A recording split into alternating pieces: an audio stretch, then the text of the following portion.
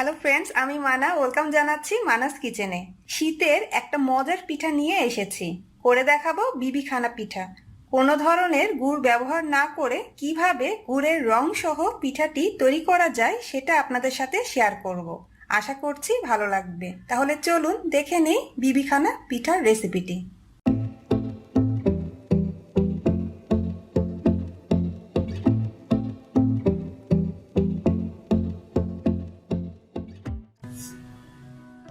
এক কাপ পরিমাণ চালের গুঁড়ি দিলাম, 3/4 কাপ ময়দা, 2 টেবিল চামচ সুজি,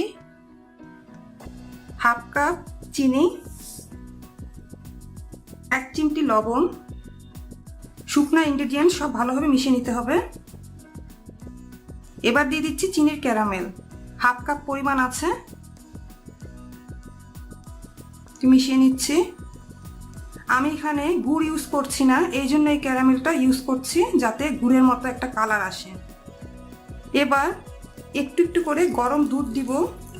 দুধটা বেশি গরম না, হাতে সহ্য করার মতো গরম দিব, আর এটা এভাবে নিয়ে যেতে হবে।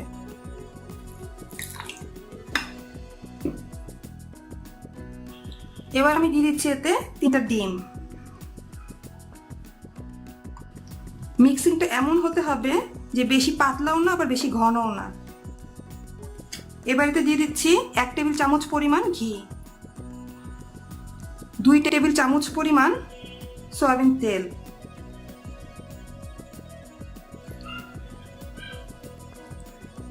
মিক্স করা হয়ে গিয়েছে, দেখুন কোনো লাম্পস নেই এতে। এবার লাস্টে আমি এর মধ্যে অ্যাড করব হাফ কাপ পরিমাণ কোরানো নারকেল। এখানে চিনির পরিমাণ হাফ কাপ দিয়েছি, আপনাদের মধ্যে যদি কেউ মিষ্টি একটু বেশি পছন্দ করেন সেক্ষেত্রে এখানে আরও কিছুটা বাড়িয়ে নিতে পারেন। কনসিস্টেন্সিটা আমি একটু দেখাচ্ছি, এই ধরনের হবে।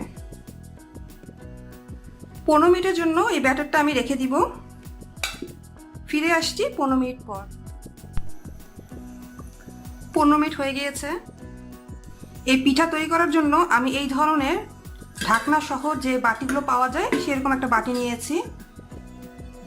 এতে একটু ঘি মেখে নেব, আপনারা তেল বা বাটারও ইউজ করতে পারেন। চারদিক দিয়ে এভাবে ঘি মেখে নিতে হবে। এবার এই ব্যাটার আমি এতে ঢেলে দিচ্ছি, ঢেকে দিলাম। এবার চলুন পরবর্তী স্টেপে চলে যাই। একটা পাতিলে আমি পানি নিয়েছি, পানিটা ফুটেছে, এর মধ্যে আমি একটা স্ট্যান্ড বসিয়ে দিচ্ছি। এবার এই ব্যাটারের বাটিটা আমি এর মধ্যে দিয়ে দিচ্ছি। পানিটা এমনভাবে দিতে হবে যাতে এই বাটিটা মাঝ বরাবর থাকে। আমি পানিটা অনেকটাই কমিয়ে দিয়েছি। আমি এখন সাইড দিয়ে এর মধ্যে একটু পানি দিয়ে দিব। আমি যে পরিমাণ পানি দিলাম এই বাটিটার অর্ধেক পর্যন্ত আসে নাই। এই পরিমাণ পানিটা দিলে আর উপচে পড়ার ভয় থাকে না, এর ভেতরে ঢোকার কোনো ভয় থাকে না। আমি মাঝে এটা বসিয়ে দিলাম ঠিক মতো, চুলার আঁচটা ফুল আঁচে দিয়ে দিলাম। এবার ঢেকে দিলাম। পানিতে বলক আসার পরপরই চুলার আঁচ কমিয়ে মিডিয়ামে করে দিব। এই মিডিয়ামে রাখা অবস্থায় এই পিঠাটা আমি বেক করব 30 থেকে 35 মিনিট পর্যন্ত। ফিরে আসছি 35 মিনিট পর। চুলাটা অফ করে দিয়েছি এবং যে পরিমাণ পানি দিয়েছিলাম সম্পূর্ণ পানি টেনে গেছে, পানিটাও শুকিয়ে গেছে আর আমার পিঠাও তৈরি হয়ে গিয়েছে। কি সুন্দরভাবে ফুলেছে দেখুন, ছুরিটা একেবারে ক্লিন বের হয়ে এসেছে। আমি সম্পূর্ণভাবে ঠান্ডা করে নিব। ঠান্ডা হয়ে যাওয়ার পর আমি এই বাটি থেকে বের করে নিব।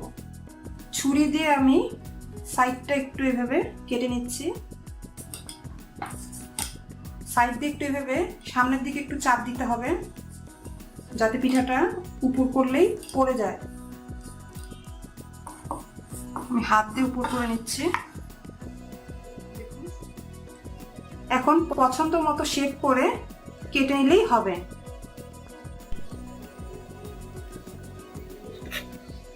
আশা করছি আমার আজকের আয়োজন আপনাদের কাছে ভালো লেগেছে। পিঠাটি তৈরি করে এয়ারটাইট বক্সে ভরে ফ্রিজে 10 দিন পর্যন্ত রেখে খেতে পারবেন। আরেকটি নতুন রেসিপির সাথে দেখা হবে, ততদিনে ভালো থাকুন। আল্লাহ হাফেজ। ভিডিওটি সম্পূর্ণ দেখার জন্য আপনাকে অসংখ্য ধন্যবাদ। ভিডিওটি ভালো লাগলে লাইক করুন, কমেন্ট করুন এবং শেয়ার করতে ভুলবেন না। এরকম আরও মজার মজার রেসিপি পেতে এখানে প্রেস করে আমার চ্যানেলটি সাবস্ক্রাইব করুন। আমার চ্যানেলে নতুন হলে আমার অন্য ভিডিওগুলো দেখতে পারেন। আপনাদের পছন্দের কোনো রেসিপি সম্পর্কে জানতে চাইলে কমেন্টের মাধ্যমে জানাতে পারেন।